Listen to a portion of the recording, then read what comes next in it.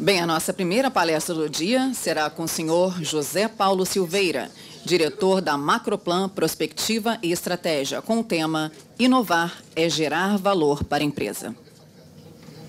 Senhor José Paulo Silveira, engenheiro industrial metalúrgico, trabalhou na Petrobras nas áreas industrial, engenharia, suprimento de material, pesquisa e desenvolvimento de planejamento. Foi secretário de Tecnologia do Ministério da Ciência e Tecnologia entre 1991 e 1994 e diretor de desenvolvimento da Secrisa Revestimentos Cerâmicos de 94 a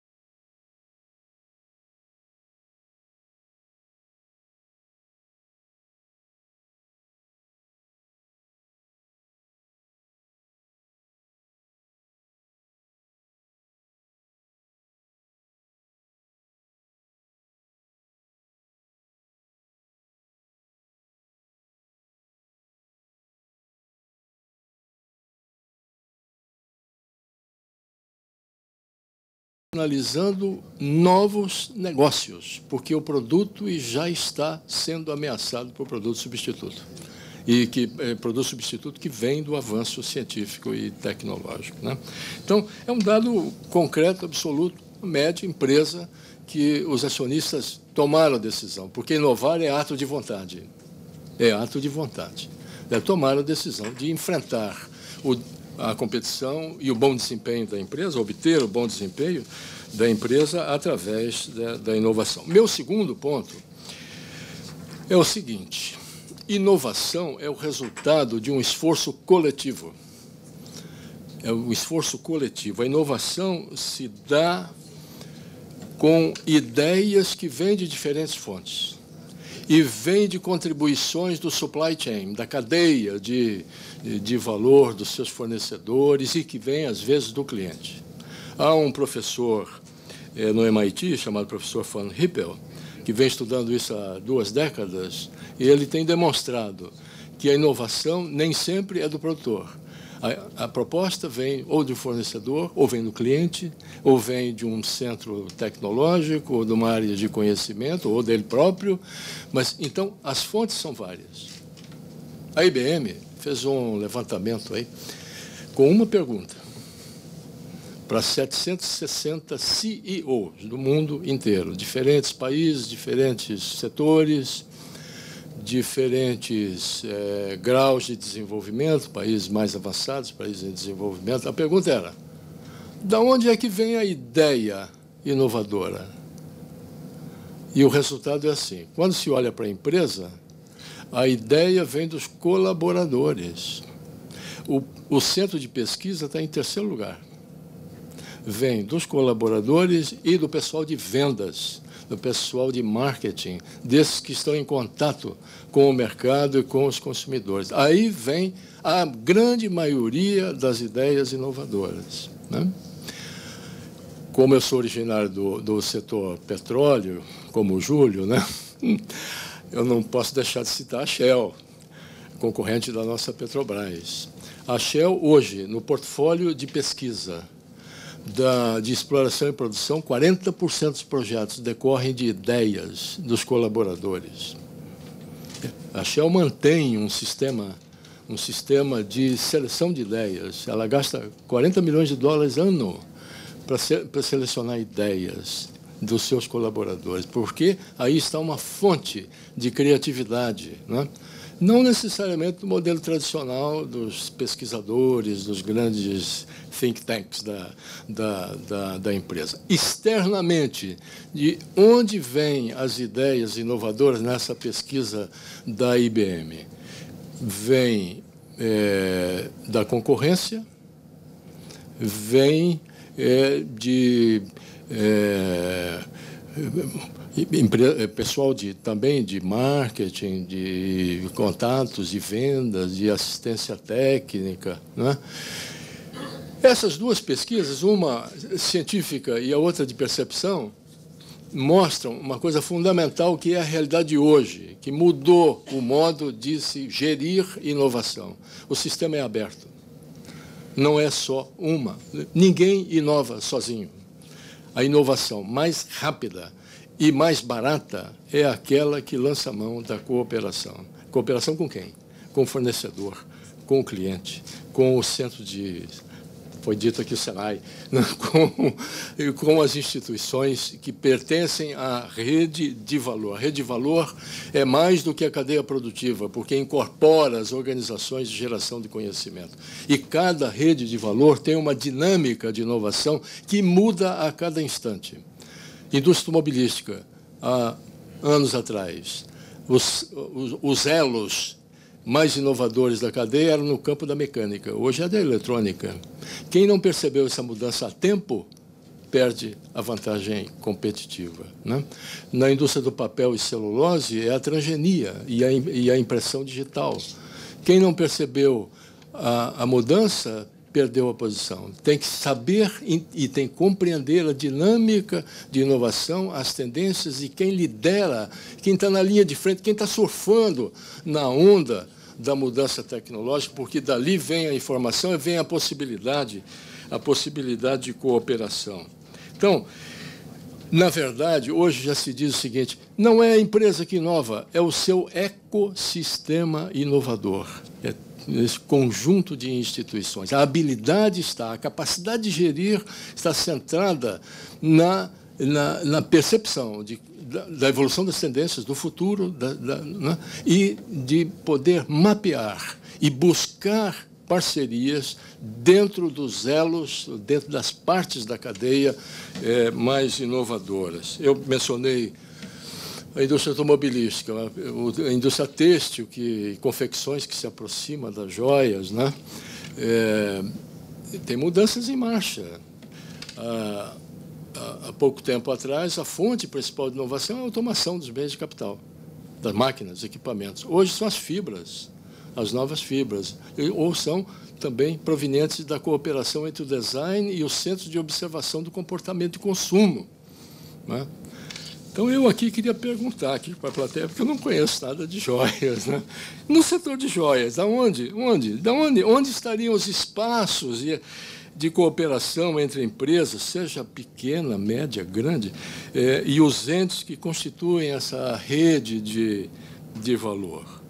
Seria da interação, porque a interação desses elos inovadores é que estabelece toda a dinâmica da rede e do setor. Seria, pergunto, a interação entre design, observatório de comportamento de consumo e novos materiais? Pergunto. Seria uma interação de quem produz as matérias-primas e os equipamentos de produção, sobretudo aqueles que incorporam a tecnologia da informação?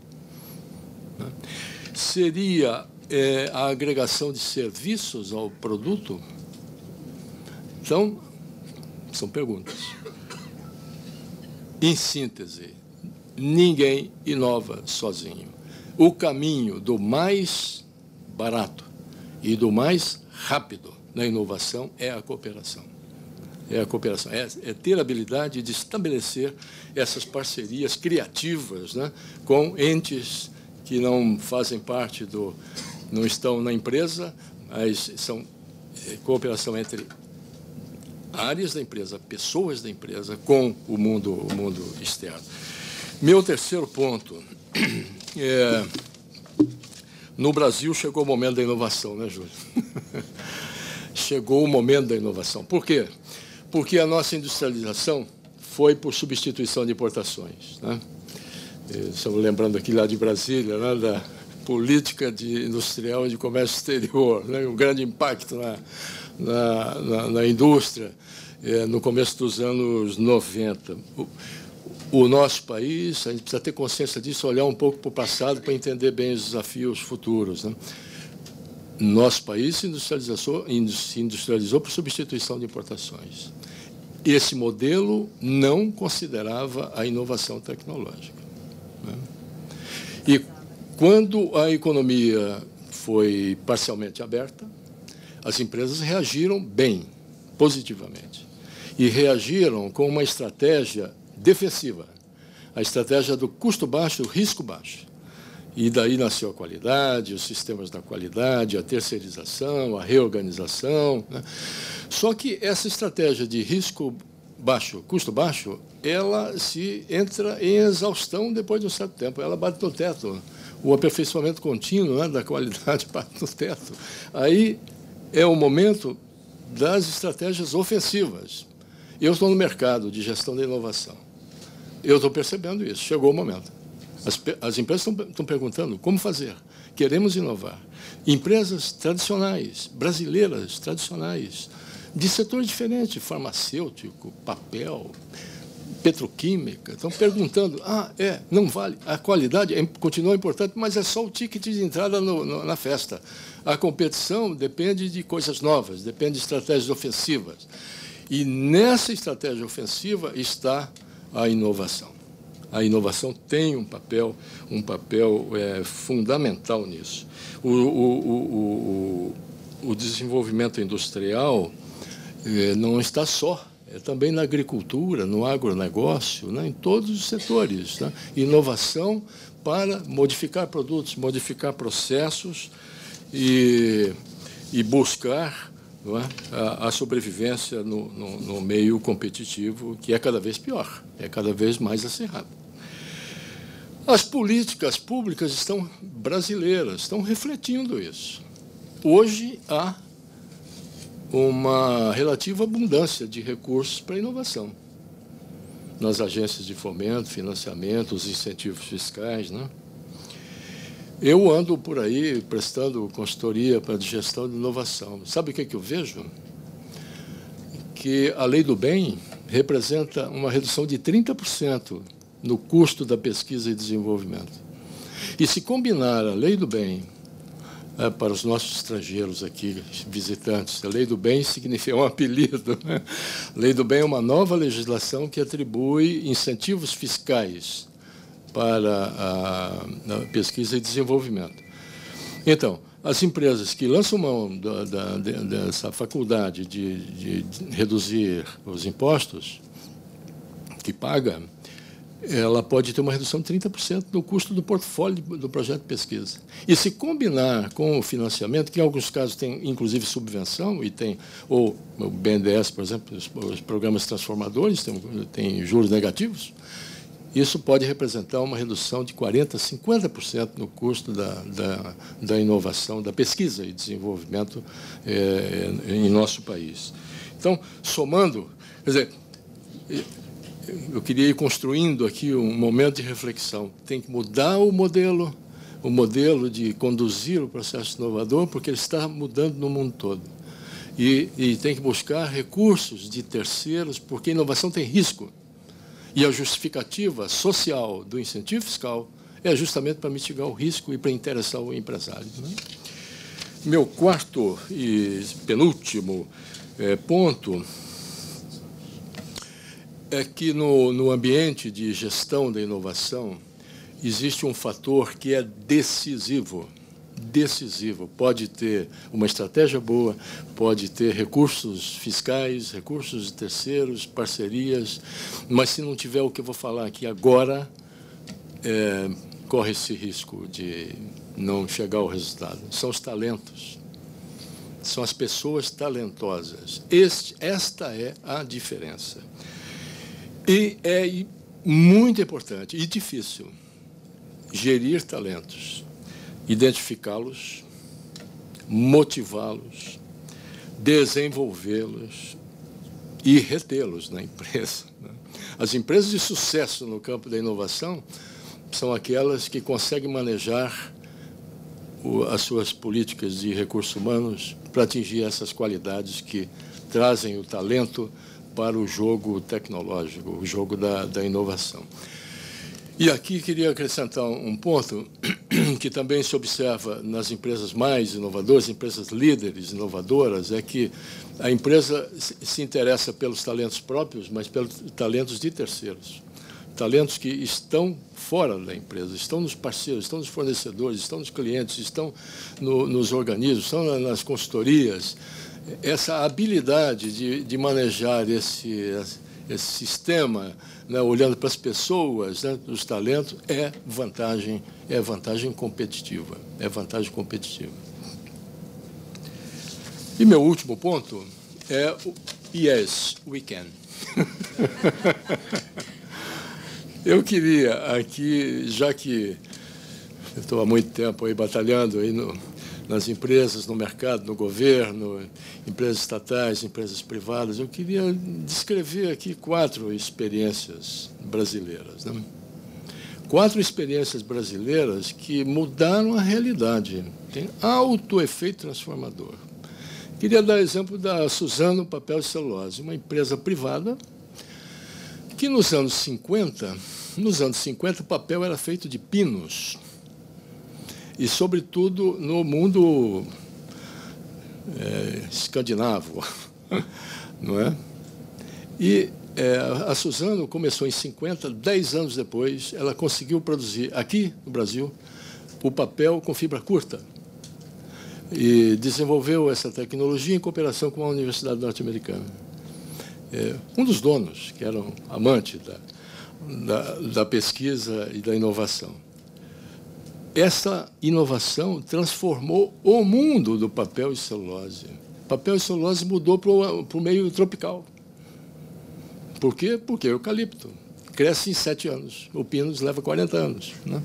E está aí, todos vindo para cá, desativando as empresas, vindo para cá. E a competitividade do setor brasileiro, do setor de produção brasileiro é inegável. Uma inovação, e aí está o ato de vontade. Escolheu o caminho da inovação, a empresa escolheu o caminho da inovação e tem o prêmio que tem hoje. Naturalmente, já foi dito, a mudança está a todo instante. Daqui a pouco a transgenia pode tirar essa vantagem competitiva. No caso da Suzano, ela já está fortemente engajada no estudo da modificação de plantas, né, para aumento da produtividade. Experiência brasileira. Queria falar da Embrapa. A Embrapa foi criada em 73. Eu andei lendo sobre a história da Embrapa. E tem uma coisa curiosa. A primeira reunião de diretoria da Embrapa, em abril de 1973, não se discutiu compra de carro preto para o presidente, nem a contratação de motorista. Sabe o que se discutiu na primeira reunião? O Programa de Desenvolvimento de Recursos Humanos. Você tomou a decisão, naquele momento, de mandar 300 pessoas às universidades brasileiras e 140 às universidades estrangeiras. E logo depois foi para 1.000. Quando eu trabalhava no SEMPES, meu chefe disse assim, Silveira, eu estava tentando convencer, meu chefe, o Júlio, e você tem que administrar bem o chefe sempre. Estava tentando convencer o chefe o seguinte, porque cada doutorado no exterior, na Petrobras, isso aqui é um segredo da empresa, e é uma batalha campal, você tem que convencer os vários níveis da organização. Né? E o Júlio, por exemplo, e a empresa, naquela época que eu estava lá, mantinha 30 doutorados no exterior, nas melhores universidades do mundo, né? E era um penoso processo. Então, eu estava querendo convencer o meu diretor. Eu disse, diretor, vamos estabelecer um critério, aí tantos por cento do contingente do SEMPES de doutores. Né? Ele falou, é uma boa ideia, mas faz o seguinte, dá uma olhada nesses centros brasileiros, aí, quantos doutores tem. Né? O SEMPES, naquele instante, anos 80, tinha 30. E eu fui de porta em porta, batendo. Bati na Embrapa, tinha 500. 500 doutores. Né? Resultado, agronegócio brasileiro, hoje, é um agronegócio competitivo internacionalmente. É parcela enorme do nosso PIB. Né? E é o quê? Uma experiência edificante, né? Nossa. Né? A Petrobras. A Petrobras, em 80, descobriu 2 campos gigantes. Ficou perplexa diante disso.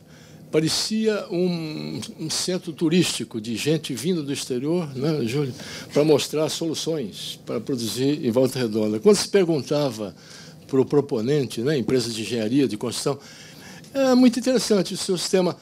Onde é que você já aplicou? Não, ainda não aplicamos em lugar nenhum. E isso era constante. E aí a empresa Petrobras, pela primeira vez na sua história, teve que enfrentar a decisão de investimento com risco tecnológico. E, para isso, e por causa disso, ela decidiu investir no desenvolvimento tecnológico. Eu tive o privilégio, né, de participar desses primeiros momentos. Qual foi a decisão que foi a diferença? A decisão é que já se discutia na empresa o seguinte, vamos fazer tudo dentro de casa, porque aí tem um segredo. Né? Isso é a nossa vantagem competitiva.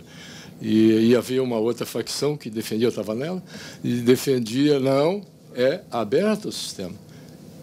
6 anos, 104 projetos, cooperação com 80 instituições, 30 internacionais, 50 brasileiras. No final de 6 anos, Petrobras pôde tomar decisões de investimento com risco tecnológico, porque conhecia as tecnologias envolvidas na produção de petróleo no fundo do mar profundo. Né? E Embraer. A Embraer, vocês sabem, né, que nos anos 50, a aeronáutica, a Força Aérea, queria fazer em São José dos Campos uma central de manutenção. E surgiu um brigadeiro indisciplinado, no bom sentido, Brigadeiro Montenegro, que disse, não, que isso? Não será uma central de manutenção, será um centro tecnológico. E conseguiu. Uma escola de engenharia de padrão internacional, e um centro de pesquisa, IPD, e uma fábrica de aviões. Né? E depois da privatização da Embraer, está aí o 4º produtor de aviões no mundo. Né? Então, são 4 experiências, uma empresa privada, 2 empresas estatais, uma que foi estatal, agora é privada, com a carga tributária irracional que nós temos, com as deficiências de educação básica que nós temos, né? Com a infraestrutura deficiente que nós temos, com a burocracia infeliz que nós temos. Então, estão aí 4 exemplos. Né? Eu mencionei grandes empresas. Mas esse novo paradigma de inovação, esse novo paradigma de gestão tecnológica abre o espaço à pequena e média empresa, desde que ela se insira nas redes de inovação, nacionais e internacionais, de que ela busque a cooperação, que ela se organize, né? E vocês estão aqui no setor que tem esse papel de organização, se organize para iniciativas pré-competitivas da inovação. Né? O novo paradigma abre o espaço para indivíduos, para microempresas, para pequenas empresas. Por quê? Porque a cooperação é o arranjo produtivo local. O arranjo produtivo local é uma cooperação, é um capital social que se transforma em eficiência e em competitividade. Né? Então, eu queria encerrar dizendo, yes, we can. Nós podemos. Nós podemos, sem dúvida alguma. Muito obrigado.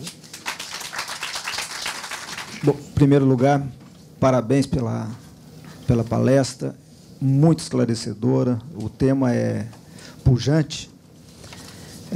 Se o senhor fosse escolher, considerando que um processo de produção são pessoas, processos e tecnologia, no caso, tecnologia, máquinas e equipamentos, se o senhor tivesse que escolher um desses componentes como de vital importância para a inovação, pessoas, processos ou tecnologia? Eu acho que o senhor respondeu um pouco na palestra, mas gostaria de ouvir mais uma vez o senhor.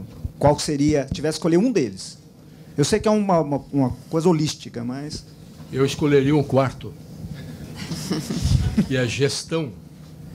É a gestão da inovação. Estão me ouvindo, hein? É a gestão da inovação. É a capacidade. A gestão, o que é a gestão da inovação? É a capacidade de prospectar. Porque a pior coisa que pode acontecer é a reinvenção da roda. Está perdendo recursos, tempo. Né? E para isso é necessária a prospecção, perceber, entender as tendências, perceber as oportunidades dentro das tendências. Né? E traduzir isto em um projeto de inovação, mas com características de orientação para o mercado. Eu presenciei uma reunião de conselho numa empresa que, com a empresa antiga, tem muitos dados, foi possível correlacionar os resultados dos projetos de pesquisa com o seu impacto no mercado. Normalmente, quando entra em pauta da reunião do conselho o assunto pesquisa, e os conselheiros já coçam a cabeça porque é custo, vamos gastar. Né? E nesse caso, como foi feita a correlação, diz assim, ó, se esses projetos aqui do portfólio, esses 3 projetos aqui, se eles derem resultado, aumenta X% do faturamento. A reação dos acionistas do conselho foi, não, mas esse programa está muito tímido. Tem que aumentar. Né? E, portanto, essa é uma questão de gestão de inovação, de você convencer proprietários, acionistas, a administração de alto nível, a alta administração da empresa, numa linguagem financeira, numa linguagem de resultados concretos do desempenho da empresa no mercado. Isso vem de uma capacidade de gestão. Depois disso, a gestão do portfólio, porque pesquisa é igual a aplicação financeira. Nem tudo ação, nem tudo caderneta de poupança. tem que ter um equilíbrio de risco, de custo, né, de possibilidades. E a empresa faz isso também. Ela não fica só nas inovações incrementais e tal. Ela põe uma parte do... O que fez a Petrobras na Águas Profundas? Ela pôs 80% na inovação incremental e pôs 20% do recurso no breakthrough, na inovação radical. Então, é um jogo, é uma mitigação de risco, é uma administração de risco, né? Depois disso também é fundamental na gestão... Eu já vou terminar. Estou só dando um trailer da gestão de inovação. É fundamental o monitoramento dos projetos, porque a inovação você parte num rumo, mas essa trajetória pode mudar ao longo do desenvolvimento do projeto. Pode cancelar o projeto. Tem mortalidade infantil nos projetos de pesquisa, né? Tem que ter essa capacidade de ir pilotando, né, o seu programa de inovação. E, por último, tem que ter uma grande capacidade, e aí toca na sua pergunta, de motivar pessoas. Motivar pessoas, as pessoas certas, em todos os níveis, né? Eu conheço uma empresa que tem no seu calendário chamado Dia da Inovação. É um evento interno da empresa. Dia da Inovação. Nesse dia, o dono da empresa vai lá no centro de pesquisa e fica ouvindo os pesquisadores, né? E traz palestras de fora e tal. O Dia da Inovação, todo ano. Por quê? Porque depende de motivação, depende da vontade. Um pesquisador, um homem de desenvolvimento de produto, um designer, ele trabalha 24 horas se ele estiver motivado. Se não tiver, ele fica no Facebook, no e-mail. É assim? Então, eu diria gestão, mas a escolha que você propõe, eu escolheria pessoas.